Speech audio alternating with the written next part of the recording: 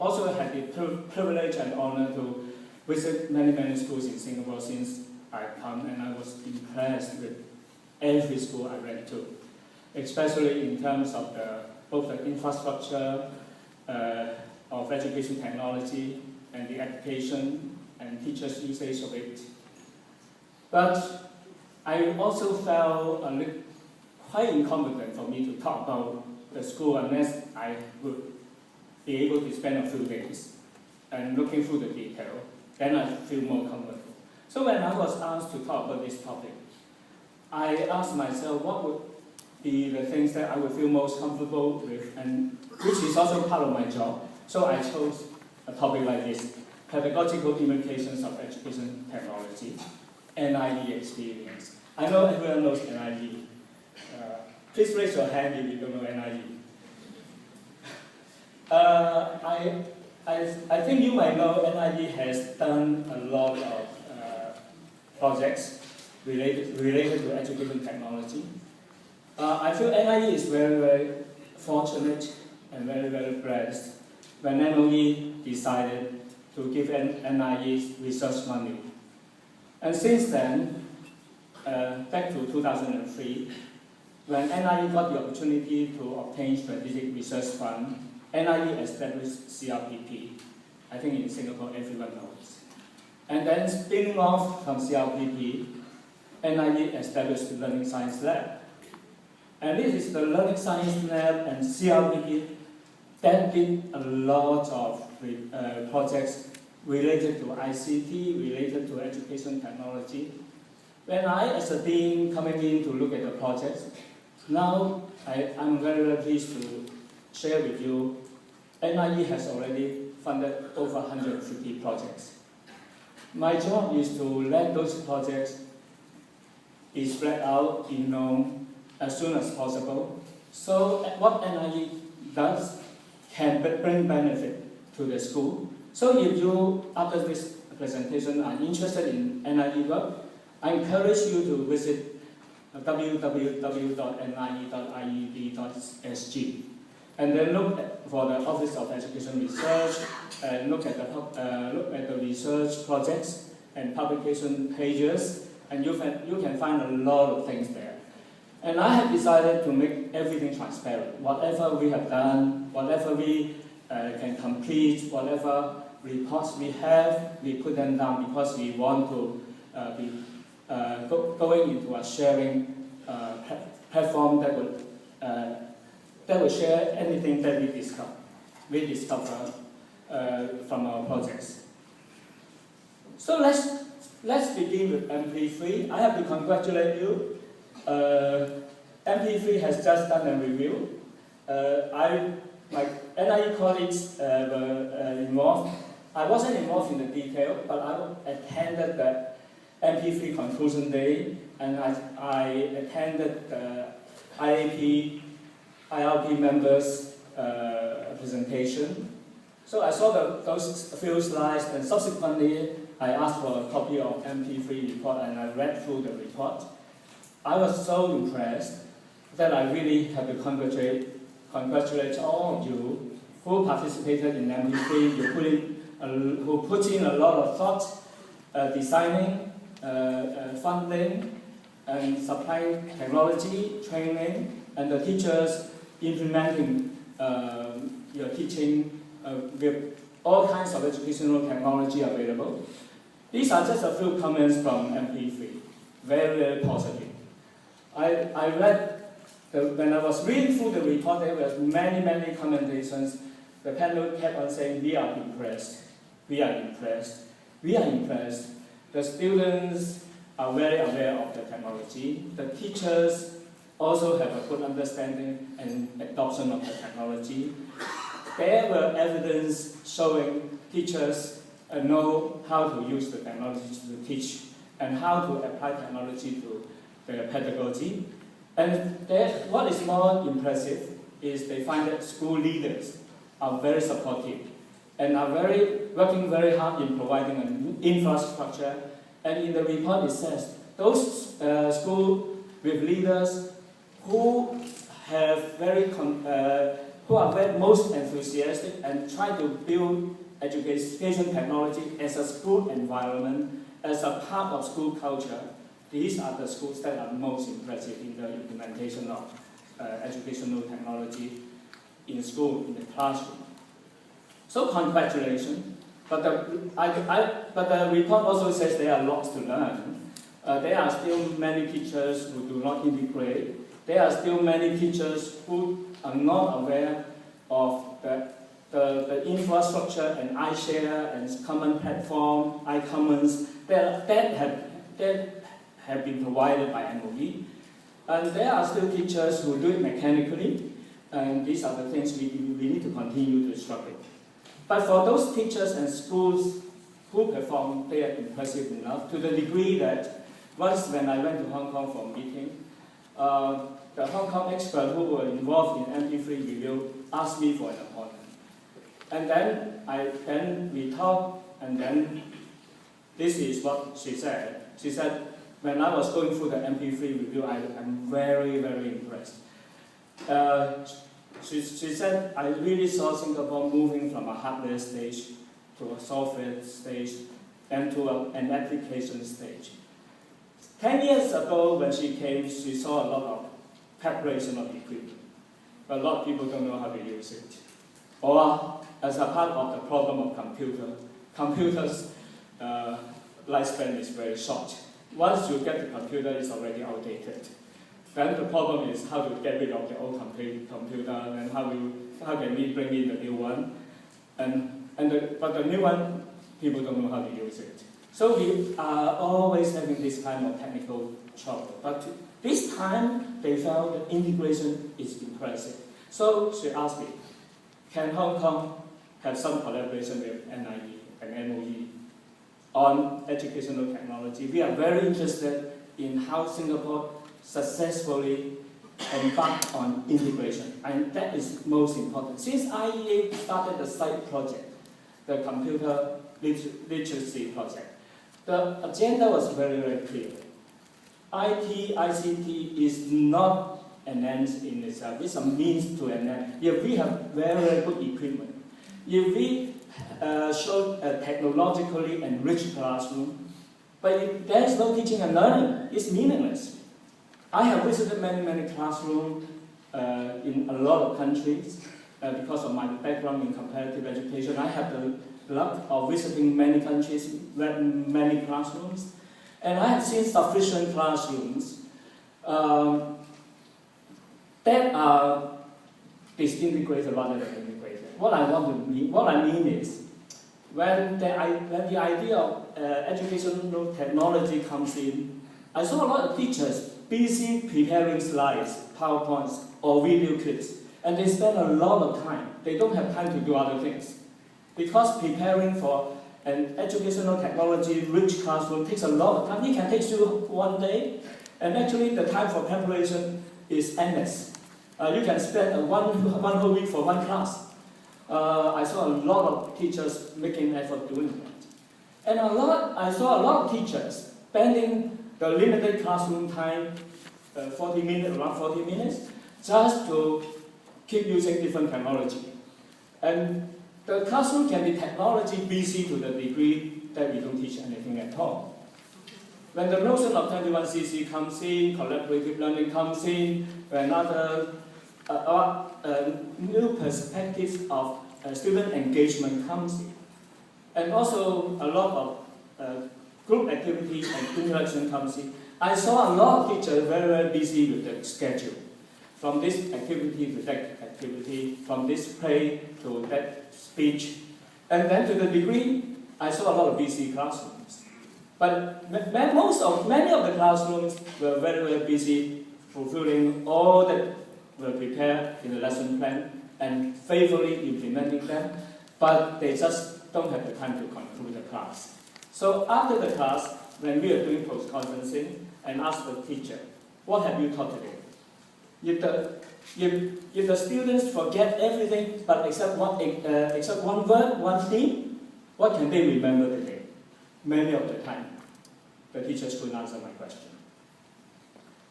We still have a lot to learn because adopting the technology, adopting the methodology itself is important.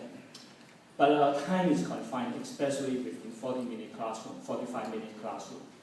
And how to leverage on what we have and integrate them and bring it out as a meaningful classroom discussion is always a challenge. And it requires teachers a lot in order for them to be able to do that. Congratulations. Now we are moving in a knowledge economy, century of knowledge. When we look at the web, all these media agents are with us. It's already a part of our life. We are open to a digital world. And because of this, a lot of emphasis, especially in MP3, is emphasizing on self-directed learning and collaborative learning. And this is very important. If we remember UNESCO's 4 pillars of education, learning to know, learning to do, learning to be, learning to live together, to me, self-directed learning is learning to be. Collaborative learning is learning to live together, on top of learning to do and learning to know. They are very important. They are a very important foundation for 21CC. Lifelong learning, seamless learning have become recognized as new way of learning or reality of life. Learning cannot just take place in the classroom. Actually, gradually, learning in the classroom will comprise only a small proportion of our real learning in life. It is the equipment for students to learn outside the classroom, to learn whatever the chance comes, whenever the curiosity is there. That is real learning. And how to apply what we learn into the unexpected situation, that is real learning. So lifelong learning, learning for life, seamless learning, taking every opportunity to learn wherever you are, whenever you are. The most important is curiosity. Once you have the curiosity, you start to ask questions, search for information, come to a conclusion. So these are the things that we want to teach our younger generation today. Today, education reforms are not only triggered by some advanced countries doing something new and other countries that will follow. Not triggered by some economic powers because they are so powerful and so successful, then they look at their system, why. People look at their education system, why they are successful. Today, we are also entering into a new age in the sense that actually sometimes it's not the education expert that lead the education reform, it is not the government that lead the education reform, it's not economic or political power that lead the education reform. Today we are entering into an era that many international agents are competing to make influence on education reform through international comparative studies, through international benchmark studies, through the method of ranking. Just because of ranking, it makes the whole world, all the countries, all the ministries, all the universities work very hard to make our rank go up. And so somebody say, now this is a new world in that the education agenda are actually created by those international research agents. But I have to warn you, different agents have different agenda. And they want to achieve all those agenda for their benefit. They may not be, they want your country data, not for the benefit of your country. They want their country data for their benefit. At least they fit their research team very well. And they continue to create projects so people can give them money to continue to do research and continue to tell how insufficient you are so that you can give another round of money to them. So that's a lifelong opportunity that they created for themselves. Well, be aware of that. National efforts.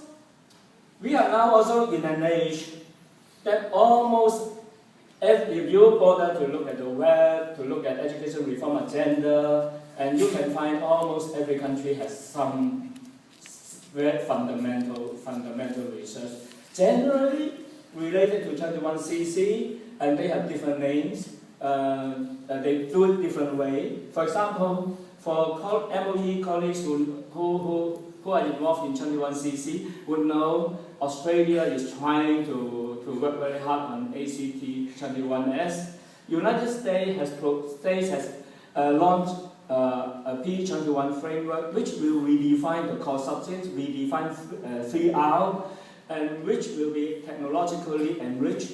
And then there's a national assessment for educational progress that will provide baseline threshold standard for every subject. Actually, you can click on the web and then test it yourself, and to see whether you reach the standard, the baseline standard that America, USA would require their students to achieve. Hong Kong in the year of 2000 issued a report called Learning for Life, Learning Through Life, and in 2002 curriculum reform document called Learning to Learn. And in the main, Hong Kong tries to adopt key learning areas to restructure the subject boundary. And then generic skills, which we call 21CC here, become a dominating agenda to redefine the curriculum and to redefine learning activities. Japan, back to the 80s, if you are familiar with Japan, Japan has a Council for Educational Reform. They actually, back to the 80s, they began to say, we have to prepare our generation for the 21st century, for a technology-rich century, for enhancing creativity and internationalization.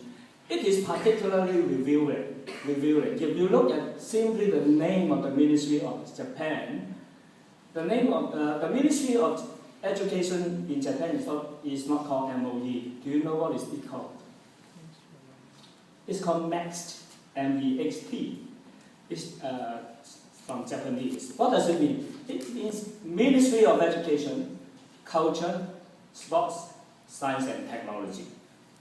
So early on, they linked the Ministry of Education with Science and Technology. And we can see how technology is important for such a ministry, trying to link it, make the MOE technology rich.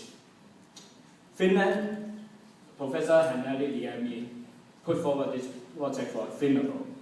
Another example of creating a seamless learning and ecosystem that students can learn anytime, anywhere via internet technology. So when I was thinking about the MP master plans that MOE has launched, it seems to fit very well into the well-publicized education stages in Singapore. Fitting very well. MP1 and 2 in the efficiency-driven phase, MP3 in the current phase. Firstly, economy was important, skill was important at the start of Singapore. Secondly, knowledge acquisition through technology is important, and further refinement of technical expertise is important. That's where MP1 and MP3 were introduced. And currently, a lot of emphasis on know-how, more penetrating pervasiveness of technology in school, but more emphasis on integration, integrating curriculum and technology, as well as what I mentioned, self-directed learning or collaborative learning. So these are the three phases of MP1, MP2, MP3. I think you know all this very well, so if you just waste your time, it will be very boring if I read through them. So I just leave them like this, just to show that I've done my homework. You have some achievement. I think you would be interested in looking at this slide. This slide comes from PISA 2009. It's a slide trying to show students' awareness of their learning strategies. In PISA study, they identify 3 types of learning strategies. One is memorization, one is elaboration, one is control. Memorization is rote learning, as you know. Elaboration means more thinking of what kind, how to elaborate on the learning strategy that would fit the scenario. And control means a wise choice of different questions using different learning technology. I'm particularly interested in this slide because Hong Kong and Singapore are almost in parallel and always look at each other. And here, in terms of learning technology, well, congratulations Singapore. Singapore clearly wins. Wins Hong Kong. Hong Kong, you see, Hong Kong is so backward. Hong Kong is memorization only. They are not particular, they are not outstanding, or they are not there at all in elaboration strategies. And they are really even worse in control compared to Singapore. But don't be happy so early. There are some hidden messages there.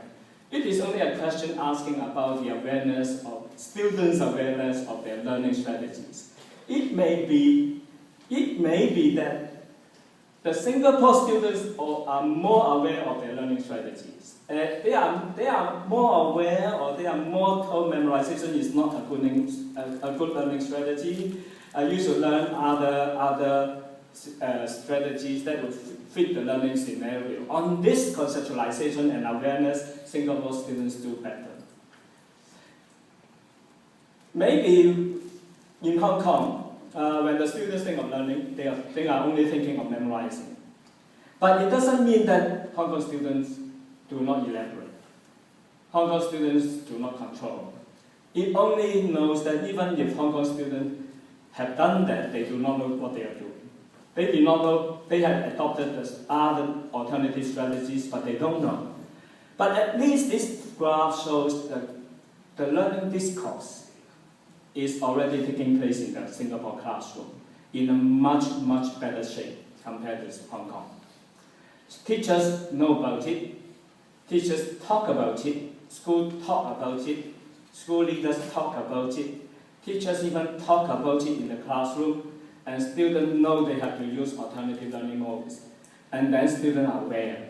The awareness is absolutely better than Hong Kong students.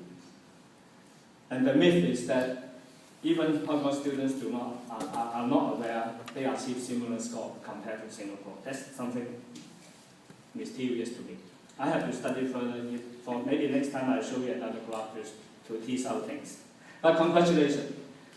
This concurs MP3 report. Singapore is successful in launching out education technology. Now, maybe this is the time for me to talk a little bit more about NIE, and I wish you don't mind me talking about NIE.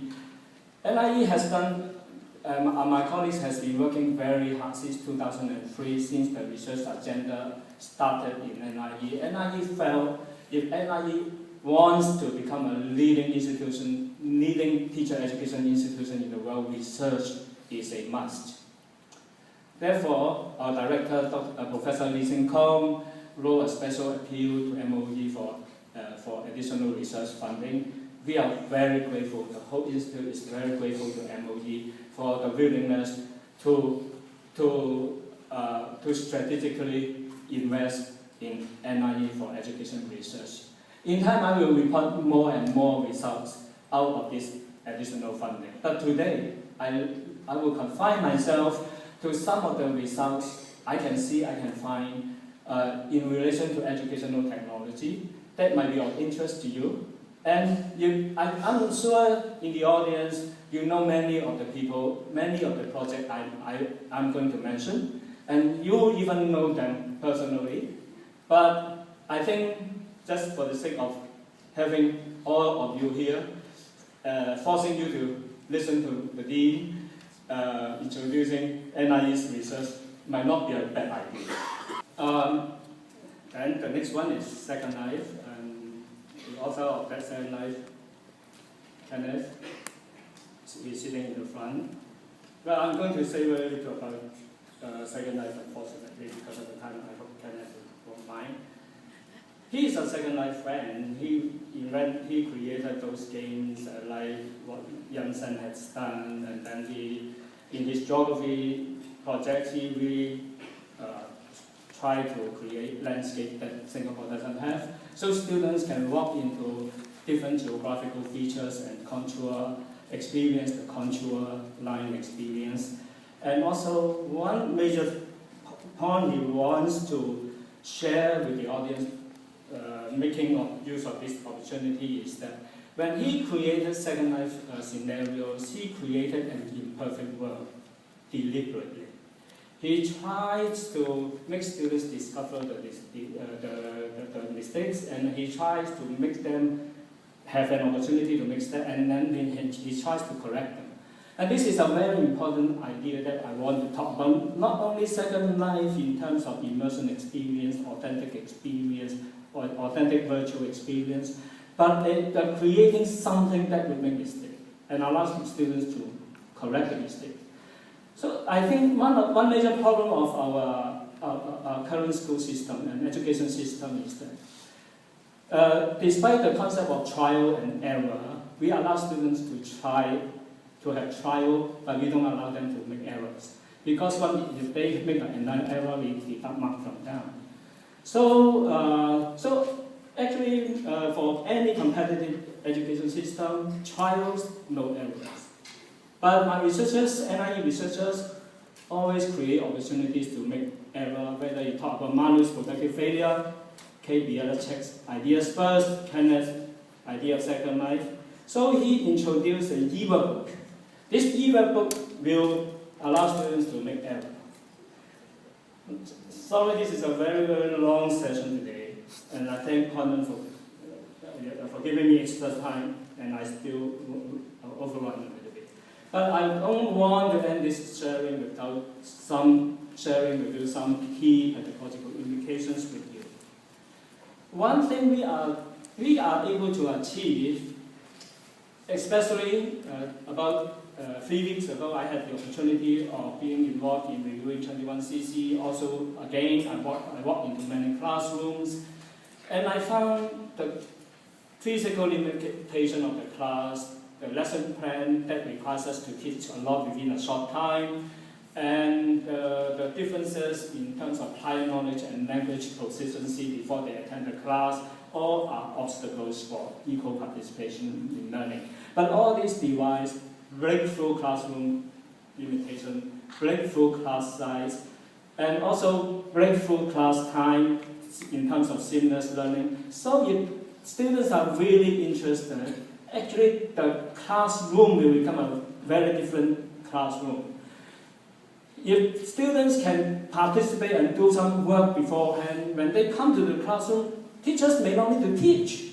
They can even talk about what they have experienced, share their experience in participating in those games, in those assignments, online assignments, in those activities. So basically, we can gradually get rid of teachers teach, students listen.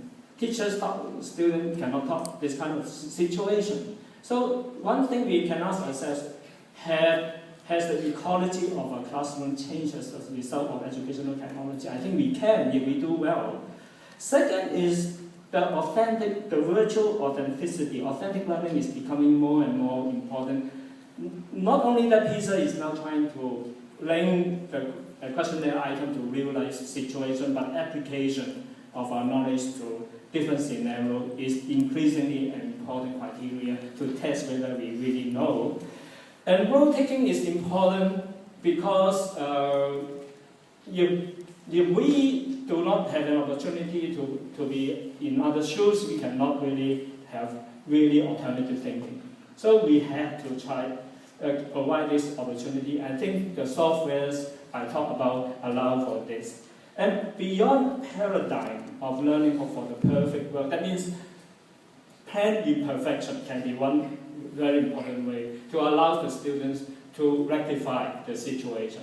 So that's the problem solving behind. So that creates opportunity for the students to really try and make errors, but with no risk.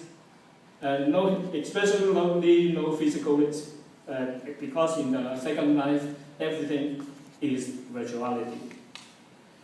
And it is very important for educational thoughts.